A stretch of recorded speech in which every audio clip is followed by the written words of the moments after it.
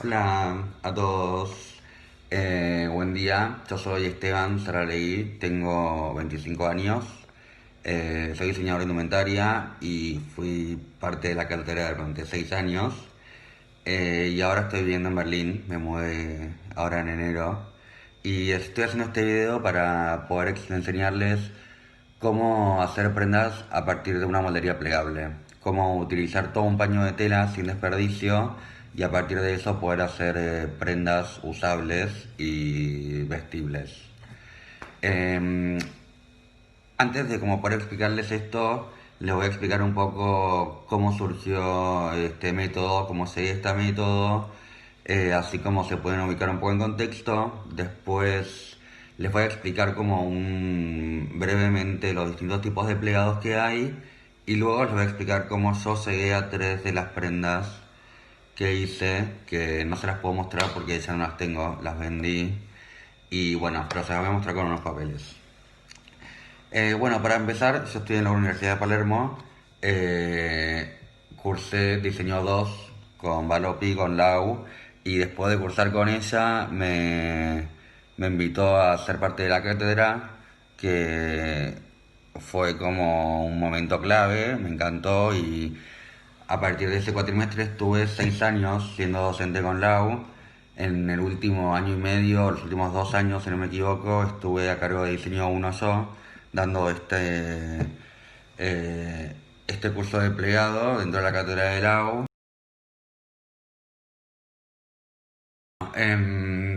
Cursé con Lau, ustedes 6 años junto a ella. En el 2014 inicié mi propia marca que se llama Saralegui. Es mi marca homónima. Yo hago todas prendas unisex y unisize. No tienen género justamente y hay un solo talle de cada una. Como también son piezas únicas. Hago solamente una prenda de cada una. Todo surgió porque estaba aburrido como de ver toda la gente vestida igual y como de ver tanta diferencia entre lo que se tenían o se podían poner los chicos y lo que tenían y se podían poner las chicas.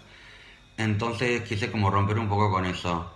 Cuando empecé la marca, comencé como con una marca, con una colección pequeña, eran más o menos 30 prendas, no creo que más, básicas, o sea, básicos de algodón, y tenía un par de buzos y una alpaca también y organza de seda, pero así como todas prendas muy simples. Y cuando fui avanzando con la marca, al llegar al momento, yo todas mis colecciones las numeré, no les puse nombre. Al llegar a la colección 5 me surgió más que nunca una necesidad de separarme de la masividad y, y de la repetición continua de prendas. Entonces escribí un manifiesto. Un manifiesto, para los que no saben tal vez lo que es una demostración pública de principios e intenciones. Así que yo al escribir esto me planteé totalmente en contra, como dije antes, de la masividad. Eh, Puse en palabras tipo mi pensamiento, que era básicamente esto, como aceptar lo poco, entender el proceso que cada prenda lleva, apreciar el proceso, eh, poder entender que la repetición desgasta y que lo mucho realmente agota y poder como darle valor a lo simple y olvidarse de la curva del cuerpo como para armonizarlo y empezar tal vez a jugar un poco más con la línea recta, que es la unión más homogénea que hay, básicamente. Y bueno, después de escribir el manifiesto, claramente no podía seguir diseñando como estaba diseñando previamente, porque había hecho un statement y me planté públicamente enfrente de la masividad. Entonces no podía seguir haciendo lo que estaba haciendo de la misma manera. Entonces me di cuenta que para poder romper con la masividad tenía que romper con la moldería.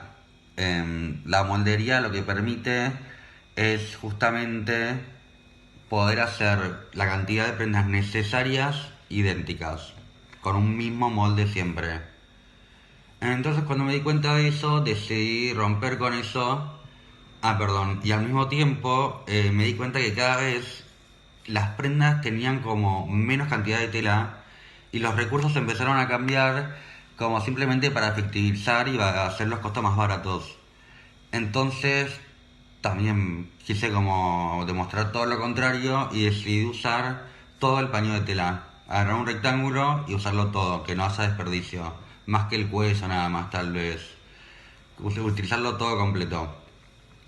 Y bueno, para eso como que naturalmente me di cuenta que tenía que plegar la tela, porque 1,50 m, que es más o menos el ancho de la tela que tienen los rozos, en mí es de muñeca a muñeca. Todo es todo mi ancho, de muñeca a muñeca. Entonces si no quería una prenda que me cubra tanto, me di cuenta que naturalmente le iba a tener que plegar. Les voy a explicar los distintos tipos de plegados que hay y después de eso les voy a explicar cómo fue que pude aplicar estos plegados con el método para poder llegar a las prendas. Voy a empezar con el drapeado, que es la forma de plegar más natural que hay. Para que lo ubiquen bien, el drapeado es antigua Grecia, antigua Roma, Egipto. Estas togas, estas prendas las cuales estaban sostenidas con distintas fículas. Las fículas eran como unos alfileres gigantes muy antiguos de antigua Grecia, básicamente. Bueno, estaban sostenidos con estas fículas que lo que tiene el drapeado es que aprovechaban toda la caída natural de la tela para generar las distintas siluetas y las distintas formas sobre el cuerpo. Em, la forma más básica de... A ver, miren, acá tengo un suéter que tiene como para mostrarles un poco. El drapeado más básico que hay es el buche, justamente, que lo habrán visto mucho en escotes. El vestido de cumpleaños de 21 años de Paris Hilton, que era todo de strass, tenía cuello buche. Em, es cuando la tela se agarra por dos extremos y se deja caer el peso hacia el centro. Entonces se genera un buche. El drapeado lo que tiene es que, por ejemplo, uno lo puede direccionar. Si de repente yo quiero que esta prenda, la parte inferior, suba, me va a generar todo un drapeado, acá se ve, ¿ven? Natural de la caída de la tela. Entonces lo que se hace es fijar esta forma con costuras internas invisibles que van por adentro y después aprovecharla para algún recurso o algún cuello, alguna manga o lo que sea, simplemente para el vestido. Esta es la forma más natural que hay para plegar. Hoy en día hay muchos métodos, se usa de distintas maneras, pero bueno, nada, esto es con drapeado. Les voy a pasar una teórica después por Facebook que tiene todo esto explicado y también tiene un poco de historia y de historia de la moldería y está ejemplificado también con imágenes, así pueden entender un poco más. Bueno, después del drapeado tenemos el plisado. El plisado lo que tiene es que ya es un proceso un poco más matemático y generado por el hombre. Plisado hay dos formas. Una es la forma artesanal y otra es la forma industrial. La forma artesanal empezó hace mucho tiempo atrás, también en Antiguo Egipto, Grecia, Antiguo Roma también. Eh, lo que se hacía era, se plisaba mediante torsión, mediante nudos, mediante distintos tipos de ataduras con otros materiales. Se mojaba la prenda toda previamente al atado y se dejaba secar al sol, bañada con huevo o mismo con las semillas del lino aplastadas, y esta pasta hacía como fijaba la forma temporalmente hasta el próximo lavado. Y esta era como la forma más artesanal que había. Después, con la evolución del tiempo, obviamente fue como evolucionando esto también. Mario Fortuny hizo el Delfodres, que es un vestido plisado que fue elemental para el diseño porque fue el primer vestido que permitió que la mujer no tenga ropa interior. Piensen que se venía de una época de corsetería ajustadísima que hacía morir a las mujeres y las sometía a la muerte simplemente por un tema de fashion, y este vestido les permitía no usar ropa interior. Entonces fue como un hito en la moda y fue como también un acontecimiento bastante importante porque por el tema del plisado también.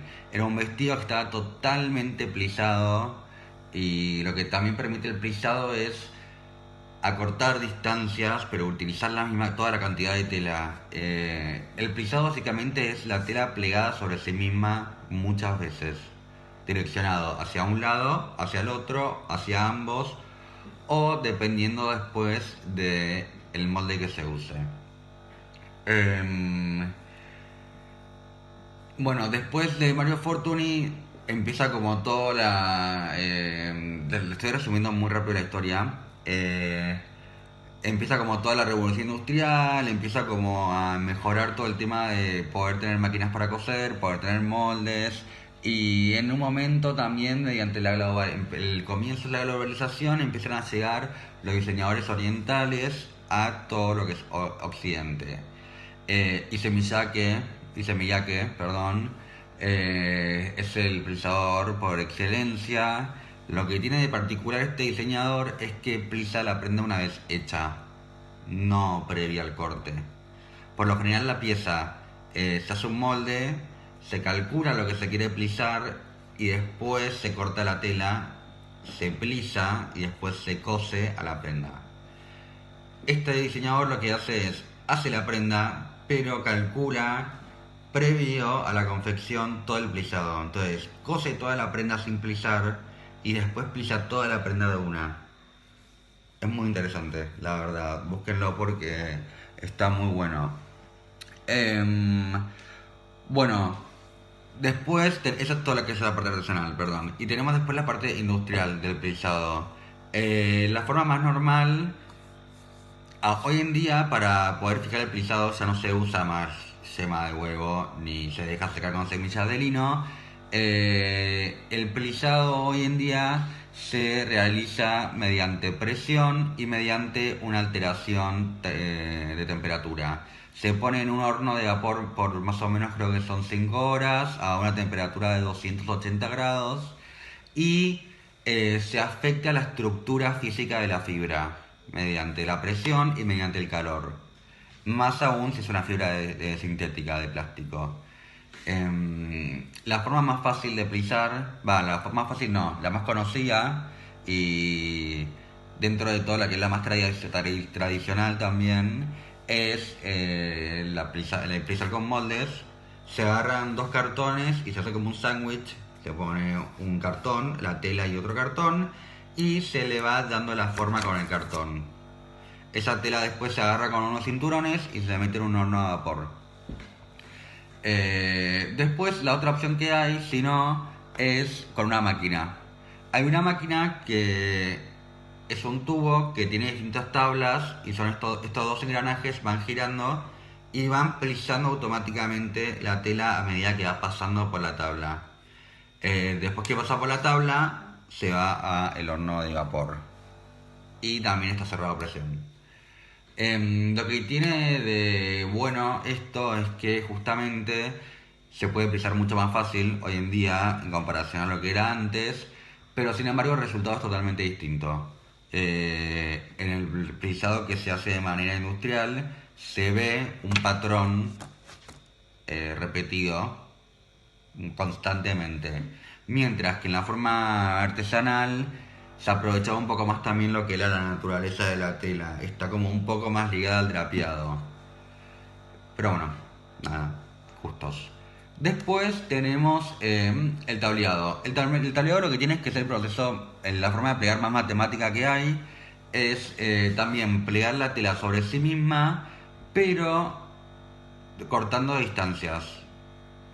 Em, para que lo ubiquen bien, hay tres tipos como de tableados básicos. Las poseras de colegio, las chicas que fueron al colegio con un uniforme tenían la posera tableada, que esa es básica. Las kilt, que son las poseras escocesas. ¿Qué más? La hakama, el pantalón japonés que tiene tres tablas para hacia cada lado. Hay como muchas prendas muy elementales tableadas porque también es como la forma más intuitiva a plegar tal vez, porque es doblar la tela sobre sí misma. Les voy a mostrar con una hoja los distintos tipos de tabla que hay. Tenemos la tabla lateral.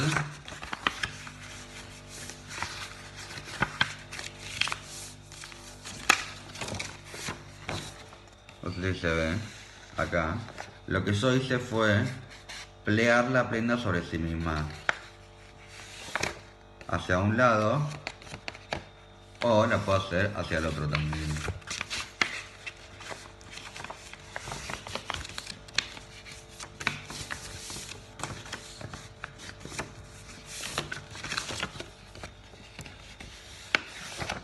Esta es la tabla. Lo que tienen que tener en cuenta, justamente, perdón, lo estoy hablando ahora, no tengo ni regla ni nada, me está quedando un poco desprolijo, es esto, el interior de la tabla. Porque tienen que tenerlo en cuenta, porque justamente lo que hace la tabla es reducir una distancia. O sea, este papel ahora tiene esta medida, pero sin embargo tiene todo el papel adentro. No saqué nada.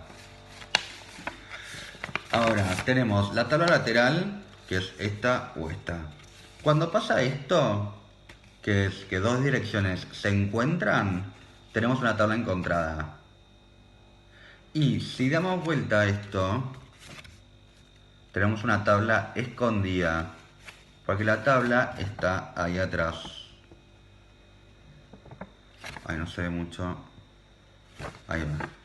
La tabla está acá atrás. Esta es la tabla escondida, que es el revés de la tabla encontrada. Bueno, y después tenemos las pinzas. La pinza, ustedes no tuvieron todavía moldería, pero lo van a ver el cuatrimestre que viene. La pinza es una manera de poder entallar y darle tridimensión a un plano bidimensional. Voy a usar de vuelta mi papel. Lo que tiene la pinza es que tiene un vértice del cual salen dos límites y eso se pliega sobre sí.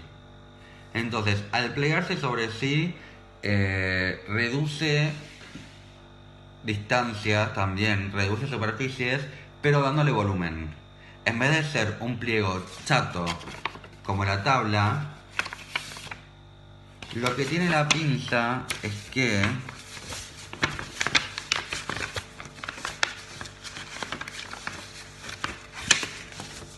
le va a dar volumen al plano en el cual estamos. O sea, esta hoja no es más plana. Yo acá le hice una pinza, que es un pliegue sobre sí mismo con un vértice, y automáticamente le da volumen a la bidimensión. Tenía un papel chato en la mesa y ahora tengo una pirámide. Esto es lo que genera la pinza. Lo que tienen que tener en cuenta es que en este caso los límites de la pinza están en el borde de mi papel.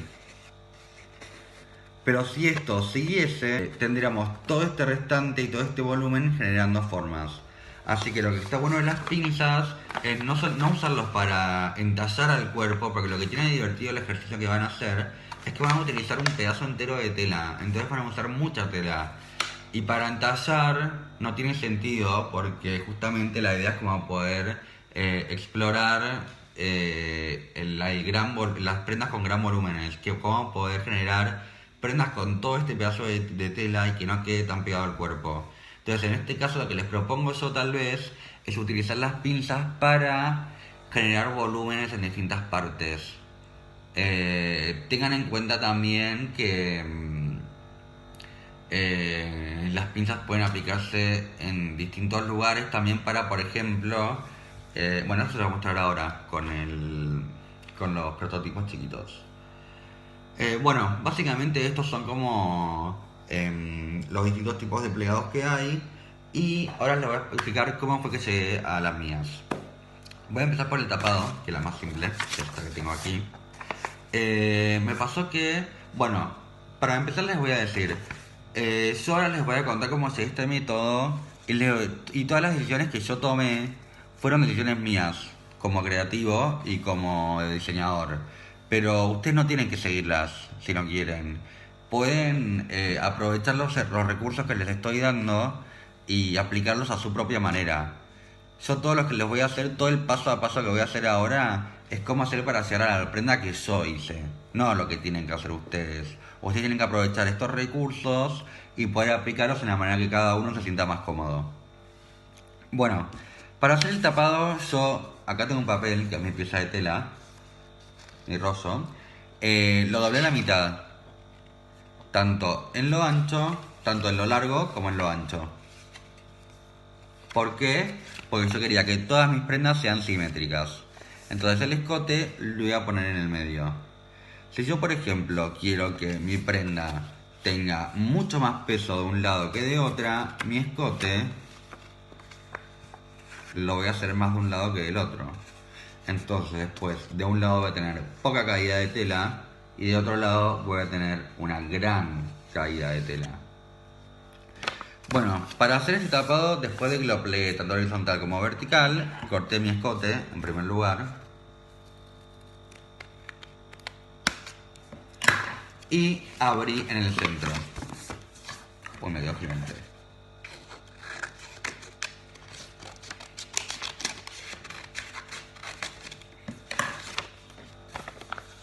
Abrí en el centro y corté mi escote. Bueno, ahora, yo quería que sea un tapado, entonces que sea de muñeca a muñeca me venía perfecto, porque los tapados van de muñeca a muñeca. Entonces decidí no hacerle ningún pliegue a este. Lo que sí hice fue, en los costados, generé los bolsillos internos con el restante. Bueno, cuando corté en el tapado, aquí, uní mi manga ya.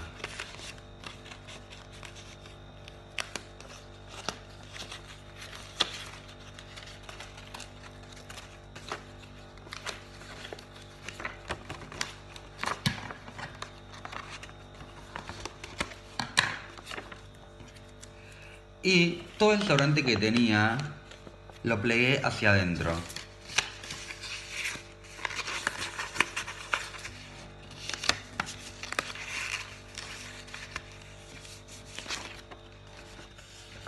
Y después, cerrando a la altura que yo quise, generé mi bolsillo interno. Acá está la parte que me sobraba de las dos, del delantero y del trasero. Lo uní generando mi bolsillo interno. Ahora, yo esto lo hice hacia adentro porque a mí me interesaba. Pero de repente, esto también se puede hacer hacia afuera. Y que venga el bolsillo por afuera. O que venga hacia afuera a hacer un corte y tener el bolsillo interno también. Eso puede ser como la decisión que cada uno tome. Y acá quedó el tapado. Esta es la prenda más simple que hice, la verdad. Bueno, ahora voy a explicarles una que es esta prendita, que es una túnica que tiene un cinturón. Para hacer esta sí quise hacerle unas tablas porque quería que sea como un poco más entallada. Entonces hice dos tablas bastante profundas, una de cada lado, de manera simétrica, porque yo quería hacerlo de esa manera, simplemente por eso, y lo pegué a la mitad. Una vez que tenía esto, corté el escote, que también estaba ubicado en el centro, tanto de manera vertical como de manera horizontal. Y yo quería que me quede abierta esta prenda, que no esté cosida en los laterales, pero no quería que me quede tan ancha. Quería como que me quede un poco más al cuerpo. Entonces lo que hice fue hacer un cinturón. En la espalda, esta es mi parte de la espalda. Este es mi delantero. En la espalda elegí el largo que quería, donde más o menos esté ubicado este cinturón. Una vez que lo ubiqué, hice un rectángulo, calculando que iba a ser el cinturón doble. Esto significa que el cinturón, en vez de ser... a ver cómo... Si tengo aquí un papel. En vez de ser un cinturón así, iba a ser un cinturón doble. ¿Para qué? Para que tenga más fuerza, para que no se rompa, para que no se deforme y para que le pueda dar un poco más de cuerpo a la prenda. Entonces, una vez que marqué el ancho de mi cinturón, acá ven que está doble, marqué la mitad. Lo que hice fue cortar desde abajo hacia arriba.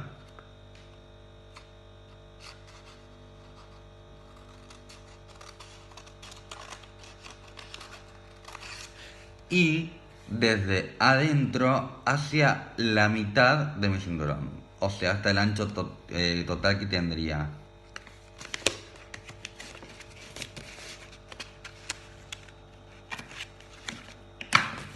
Una vez que hice esto, que lo corté ahí,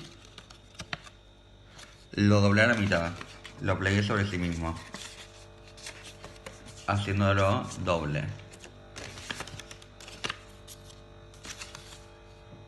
Y después lo plegué hacia afuera 45 grados. ¿Para qué? Para que me pueda cruzar adelante. Lo hice así, tanto de este lado como de este. Entonces después se me cruzaba acá. Ahora, este ángulo que tenemos acá, cuando caiga, va a caer como este vestido que tengo yo. Justo, este vestido es de mi marca. Voy a tener toda esta caída un poco más recta, porque esta tiene manga. Va a caer todo recto. Va a caer así. Entonces, ¿cómo puedo hacer para acercar toda esta tela al cuerpo? Con una pinza. En la parte superior, para la parte de hombro, voy a generar una especie de triángulo y lo voy a plegar sobre sí mismo.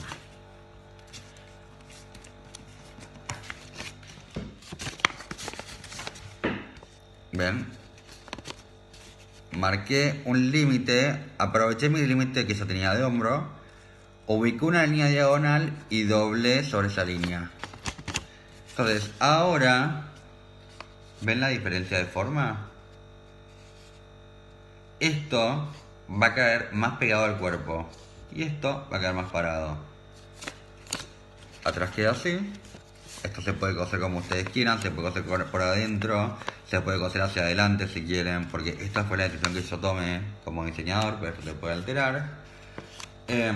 Y bueno, acá, esto es lo que les decía de la pinza, de poder usarla de una manera, no para entallar el cuerpo, sino como para aprovechar las distintas formas, y tal vez de repente, si quieren que la parte de abajo sea más angosta, y hacen una pinza gigante abajo.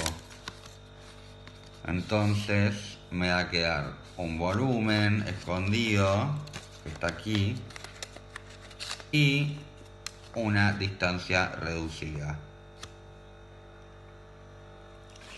Ahora les voy a explicar uno que es un poco difícil, pero más aún por celular y a la distancia. Pero nada, está bueno. Ojalá que puedan llegar resultados muy buenos. Tengan en cuenta que todo esto que yo les estuve diciendo, no es los resultados a los que tienen que llegar, sino son los recursos los cuales ustedes pueden usar para generar las prendas que ustedes quieran. Em, Nada, la verdad que ojalá que tengan buenos resultados. Les deseo muchos éxitos y un beso para todos.